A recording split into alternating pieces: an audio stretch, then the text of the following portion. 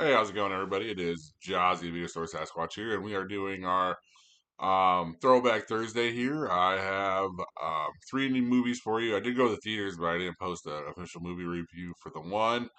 That is Busboys, directed by Jonah Feingold, starring David Spade, Theo Vaughn, and Tim Dillon. A pair of idiot friends believe that they become waiters, all their problems will be solved, and they aren't entirely wrong, but they aren't entirely right. Arturo Del Porto's in this, Lindsay Norrington. This movie is really funny. It's not like the best put together movie, um, like structurally, but honestly, like for like a comedy, especially nowadays, this is a really funny movie. A lot of good gags in there. David Spade and Theo Vaughn kind of have like a natural chemistry too, that kind of like equal each other, like comedically wise, which kind of helps this movie go through everything. It is a hilarious concept of what they decide to do, how they kind of meet. There's a lot of goofiness. You can definitely tell this is definitely like in like a vein of like a 2000 comedy. Like we're getting closer to that than anything that we've had in a long time. I wouldn't say it's as good as any of those, but it's closer to anything. It's closer to a recognition of that particular time period comedy than today's time period, where there's like they did kind of take away a couple, like they did kind of try and push the boundaries on jokes, which is good, which is always good with comedy. They should always be doing that. That is what's funny, and they weren't afraid to kind of like just kind of be silly too, which I think is missing a lot of movies nowadays, especially with comedy. Is just people not trying to be so silly. Like they just want to be serious and be funny that way. Like they want everyone wants to be the um, everyone wants to be the straight man. Everyone wants to be Dick Van Dyke. No one wants to be Kramer, which is unfortunate anymore.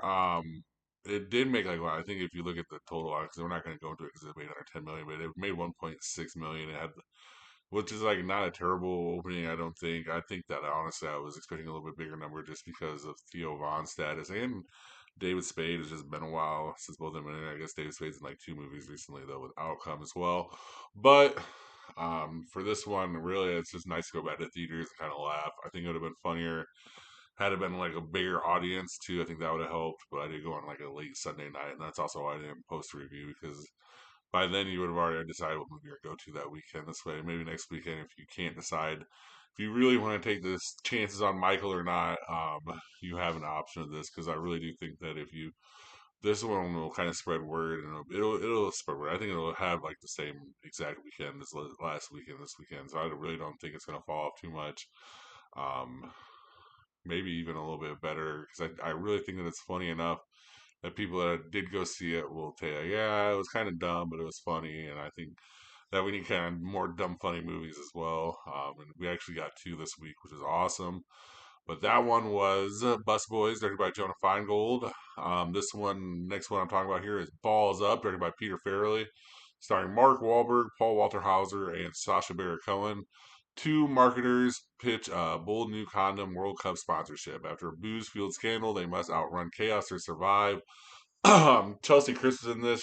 She was in like a Fox series for a moment where she was on an airline that really wasn't that terrible. Eric Andre, Molly Shannon's in this. There's a lot of other people that just kind of pop up in this, and they're just so funny.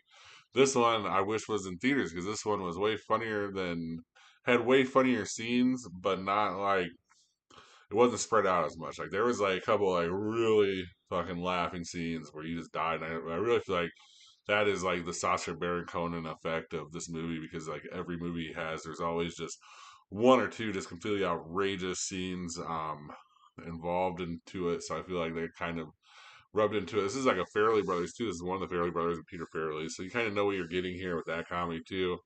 When I say that the last one kind of reminds you of a 2000s comedy, this one's definitely more 2000s comedy.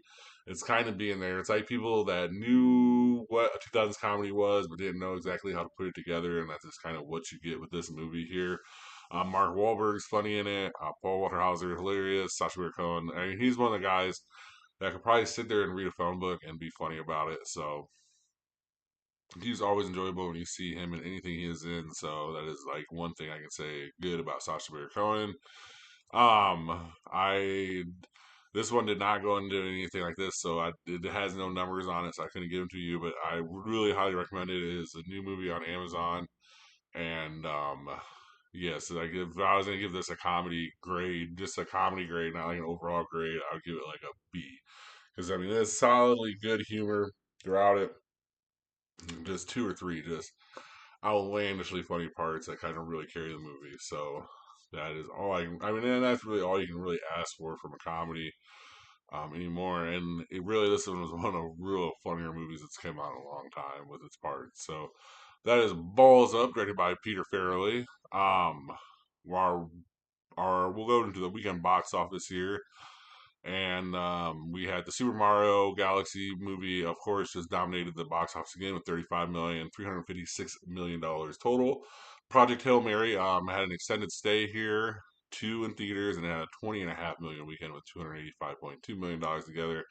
And then the new movie this weekend that is the number one movie for the new movies is Lee Cronin's The Mummy, $13.5 million. So that's it's a pretty good weekend overall for the box office. So we're gonna trend into some like really higher numbers. I feel like this summer than last summer's. I really do feel like the movie selection this year is just 10 times better than last year's. Like I said last week, last year's movies was like one of like the worst movies of all, like worst movies years of all time. So we'll just keep getting better and better here. And those are our movies, our new movies for the week. We have one more movie for you. We'll do that after our Breaking Bad, our Better Call Saul portion of this. And that'll be our number 8 movie of all time. And it will also lead into tomorrow because it is like part of a trilogy, but I'm going to cover the rest of the trilogy tomorrow because they're all horror. So that's where we're going to go here.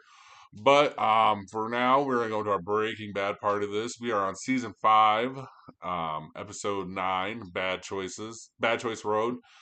April 13th of 2020, an opening montage, Jimmy and Mike walking and Kim worrying, waiting for her to hear from Jimmy. Jimmy finally finds reception, calls Mike or calls Kim, and remember, like they're lost into the desert here with the money, and we're being chased down. But Jimmy kind of just like sacrificed himself to save the group, which was awesome. Mike and Jimmy are outside of a gas station. Gus dudes come in, pick them up. Jimmy goes to the bail's bond office and bails Lalo out of jail. Lalo gets out and asks Jimmy what happened, and Jimmy starts to tell him this is his story of car trouble. This will be leading to the end of next season. Jimmy is taken care of by Kim, and she admits to seeing Lalo, and he asks her never to go see Lalo again. He wants to separate her from that life. Mike is meeting with Gus. He draws him a tattoo, and Gus says these men were hired, and he calls his boss in Mexico. Mike wants Nacho out, and Gus tells him no, pretty much that he should be put down like a dog because of like everything that he does. It's crazy how much Gus like just hates Nacho at this point in time. Kim and Jimmy are relaxing at the house. Jimmy gets a call from a client. He decides to gimp out and help. And Kim tells him, "Look, I know something happened in that desert, and that he can tell her." And he just kind of looks at her. He doesn't want to really tell her anything that happened. Kim goes to her office and it is told that everything went smooth, but you can tell something is bothering her. And she meets with her boss, and then she resigns. Actually, at that point in time, it's a whole big deal. He throws a fit. She just kind of calmly leaves the office. She really wants to do pro bono work and stuff like this, and I just don't think that was ever a click. And you can tell like the last like year or last 2 seasons that she's been showing more and more to kind of like fuck off on that too. So it's not very surprising here. Mike is meeting with Hector and tells him he is running and he will be in Mexico helping the family, and that Tuco will be back in 11 months. So that's kind of like where we know the time period is because we know that when Breaking Bad starts, because I did start Breaking Bad. So I am like one season into that.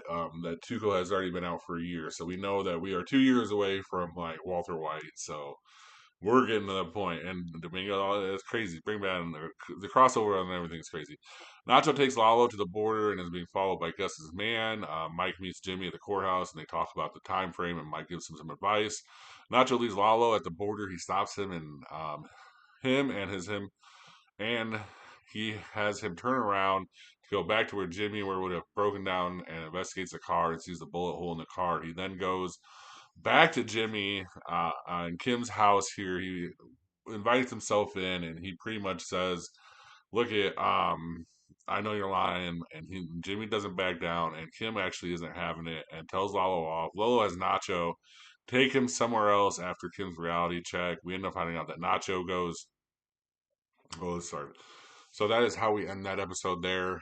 This is like a crazy. This is like I said. I was telling my buddy at the end of really season three starts season four and season five is really when we get into like the Saul Goodman stuff and like this is like where we're actually kind of ramping up into the end of a season to where like the last couple of seasons where we ramped up and then kind of ended the season the beginning of the next season. So that is crazy here.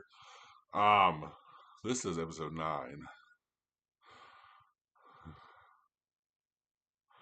Okay, well, I don't know. I think this is season 5, episode 10.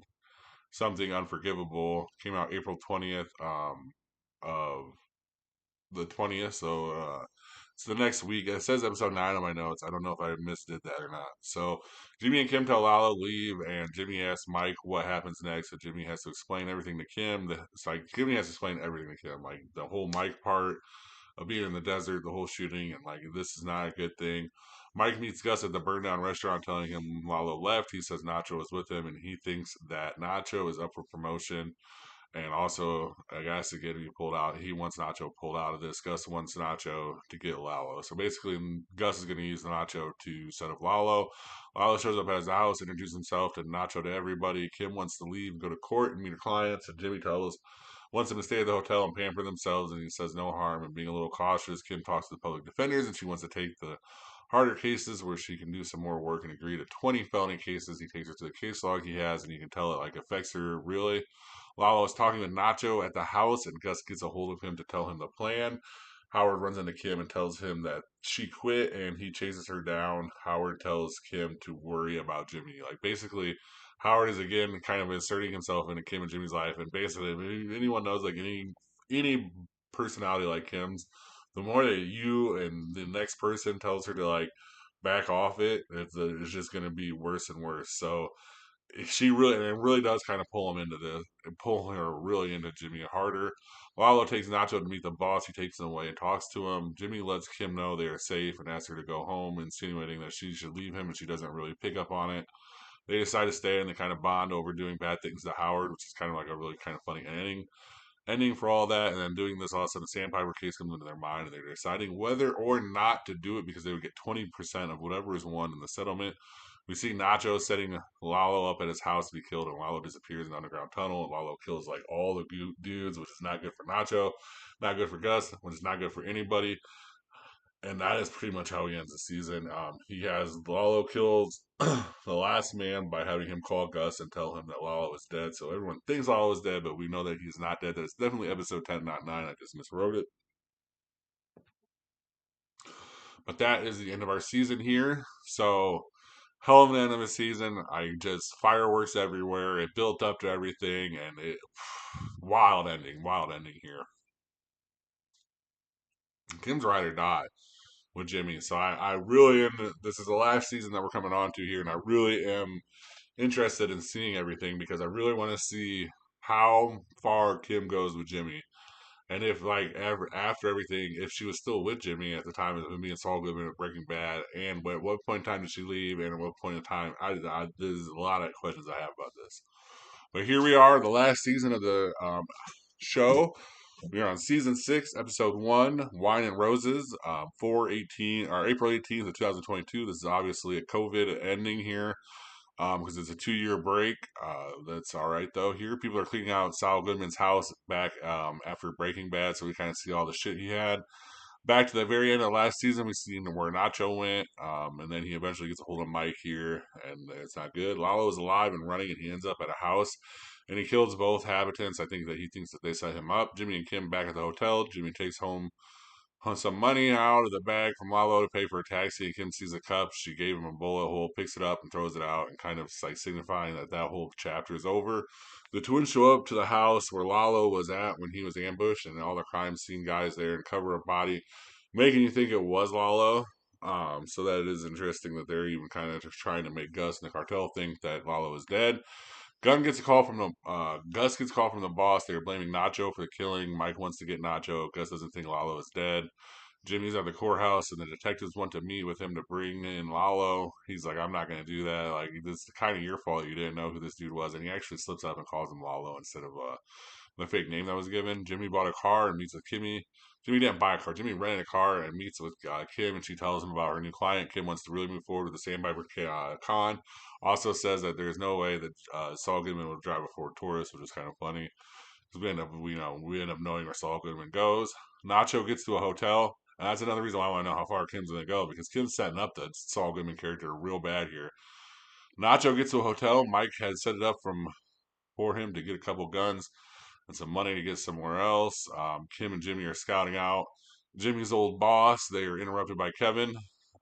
The Cliff, that's what I'm talking about there. Cliff from the original law firm that hired Jimmy. Lalo, he eventually tries to smuggle in like baking soda that is cocaine, and he just wants the guy to think that there could be a possibility that Howard is on cocaine. Lalo smuggles himself back into the states. He decides, Lalo is going to smuggle himself in the back of the states. Gets a call from his uncle and decides that he will not be leaving Mexico. And then the coyotes want his money, and then we kind of see how crazy Lalo is here. And this was a double episode. The second part here is season 6, episode 2, Carrot and Stick, and that is April 18th of 2022.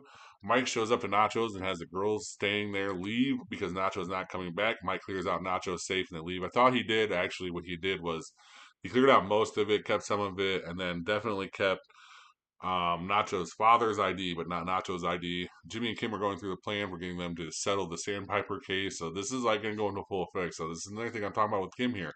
She is 100% behind Jimmy, and she's going to make a lot of money behind it. So this is crazy. Gus is meeting with a guy and calls it Don to try and keep the peace. Jimmy goes to deal with the Kettlemans from season 1. The wife is not receptive, but the husband is. It's kind of a funny scene. The Kettlemans go to Jimmy to Bob and Cliff tell them they think Howard was on cocaine while representing them, and he basically says there's nothing they can do because there's no way to prove that he was on cocaine or he is a cocaine addict or anything like this. So again, Jimmy's trying to plant in the Cliff's mind here that Howard is on cocaine and has been on cocaine for a while here.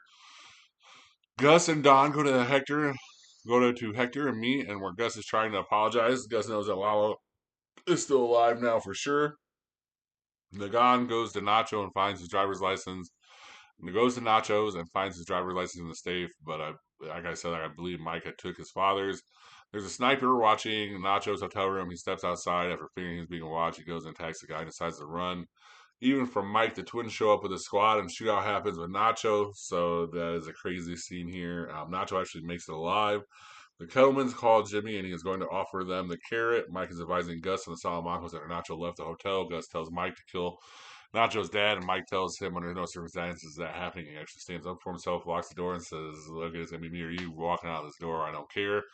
As this is happening, Nacho calls, and then Saul and Kim meet with the Kettlemans, and Kim actually goes with the stick to the Kettlemans to get them to do what she wants to do. So we are setting up a hell of a season here because we know this is the last season, so we know we're gonna find out everything that happened with everything, and everything's gonna be so crazy by the end of this season. I'm really excited. 3 more weeks, I think I counted down left because there are 10 13 episodes I think this season, and we covered the 2, so 11, 2, so 2 with 4s and a 3, so 3 weeks left. So wild times. I love this show. This is a crazy show. I went and saw Breaking Bad, and I got to the part where Breaking or Better Call Saul is involved, and it's crazy. Like the first scene, how he just like lays out everything because he thinks that's Lalo that kidnapped him, and now you kind of realize why he thought it was Lalo that kidnapped him. So you're kind of putting everything together, which is really cool and why I wanted to do that. Yeah, like I said, 3 more weeks, guys, and we are done with that. And we'll probably move on to another show. I'm gonna handpick it this time because I want to go. I think in like a deep detail of The Wire or something fun, or maybe even The Sopranos. Go into another crime show. So we will see how we're gonna do that. It probably won't be right away, but that is something to look forward to. And then my number 8 movie of all time here is actually a trilogy. It's a Three from Hell trilogy. The Devil's Reject is the one in particular I'm talking about as my number 8 movie of all time. That's directed by Rob Zombie, starring Sid Haig, Sherry Moon Zombie, and Bill Moseley. The murderous backwoods firefight family take to the road to escape the vengeful Sheriff Wydell, who not afraid of being as ruthless as his targets. William Forsythe is in this as the sheriff. Danny Trejo, DDP. There's so many more people in this movie that just kind of pop up and pop out. Especially when you go back and rewatch it with both the House of a Thousand Corpses and Three from Hell. I mean, honestly, there's another Rob Zombie movie in my top 10, so I am a real big, huge fan of Rob Zombie movies. He is the horror director for me. I remember watching this movie and just being in wow, and just Bill Moseley's performance in particular as the, the whatever his name is in this, I forget, but just the psycho, crazy character that he plays is wild, and it is entertaining. It is gory. It is like believable, but it also is not just like a horror movie. It's like an action, like Western movie. I think that Rob Zombie did a very well job done. Very good job with this and well done with everything he did from the soundtrack to the feel of everything, the grittiness of some of the shots and everything just kind of went with it. I always forgot that it was 1977 they're talking about. It is just crazy. I mean, some people will go into more of the House of Thousand Corpses as being the Texas Chainsaw ripoff, but the second story here is definitely not like a ripoff at all. It is definitely like a crazy cat and mouse game here between William Forsythe and the firefight family, and then the poor people involved in the hotel room that get caught, and then the ending shootout. It's just everything is so well done here, and it is really my number 8 favorite movie of all time. Like honestly, if we were like moving it, like Scream would probably be like number 9 or here, and this would be just still number 8, and then we'd still get the other two. So the only reason we're not going to Scream on this list because we've talked about it so much, but this is it, and it just really well done. If you've never seen it, I really suggest seeing it. I would watch all of them all together. It's just a really well done story actually with Three from Hell and A Thousand Corpses, but this one in particular is my favorite, and that is our number 8 movie of all time, The Devil's Rejects, directed by Rob Zombie. Thank you guys very much for watching. Really enjoyed it. We have a couple of horror movies for you tomorrow. I think we're going to see Michael too. Maybe not tomorrow night, but Friday night. We might do Sunday night again, and then they kind of do a review and just kind of keep them 2 shows. But I don't know. I don't even know if I really want to see the Michael movie because I know that what it's going to be, but I want to just see how they did it. To be honest with you, it's because some of them can be really good. This is definitely going to be one of those biographies that is very like um, pro everything Michael, and there's nothing wrong with that. It's exactly what it should be with a biography. But I don't believe that they're going to get into some of the tougher stuff that Michael might have went through, even at the end of his life. And then, of course, we know like the public stuff that he went through. So I am interested in seeing this though, and I probably will go see that either Thursday or Friday, and then I will post a video. But we do have our horror movies tomorrow night, and we'll talk about 3 horror movies, including a newer one called Undertone. So thank you guys very much for watching, and please have a good rest of your day or night. Thank you for watching. Please like and subscribe. Comment your top movie picks for Throwback Thursday in the comments section, and see you next time in the cave.